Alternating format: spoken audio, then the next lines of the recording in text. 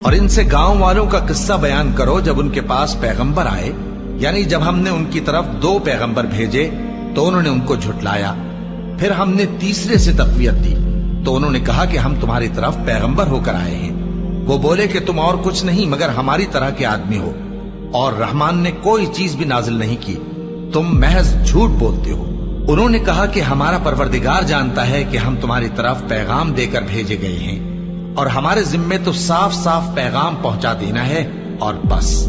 وہ بولے کہ ہم تم کو اپنے لیے منحوس سمجھتے ہیں، اگر تم باز نہ آؤ گے تو ہم تمہیں سنسار کر دیں گے اور تم کو ہم سے دکھ دینے والا عذاب پہنچے گا۔ انہوں نے کہا کہ تمہاری نحوست تمہارے ساتھ ہے، کیا اس لیے کہ تم کو نصیحت کی گئی؟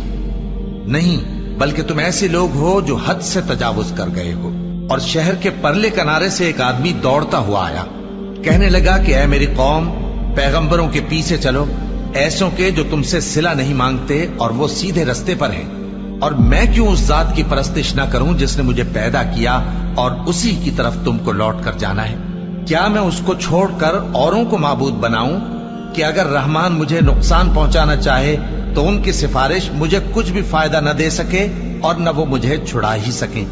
تب تو میں کھلی گمراہی میں پڑ گیا۔ میں تو تمہارے پروردگار پر ایمان لایا ہوں، سو میری بات سن رکھو۔ حکم ہوا کہ بہشت میں داخل ہو جا۔ بولا کاش میری قوم کو پتا چل جائے کہ میرے رب نے مجھے بخش دیا اور مجھے عزت والوں میں شامل کیا، اور ہم نے اس کے بعد اس کی قوم پر کوئی لشکر نہیں اتارا اور نہ ہم اتارنے والے تھے۔ وہ تو صرف ایک چنگھاڑ تھی، سو وہ اس سے ناگہاں بجھ کر رہ گئے۔ بندوں پر افسوس کہ ان کے پاس جب کوئی پیغمبر آتا تو وہ اس سے تمسخر ضرور کرتے۔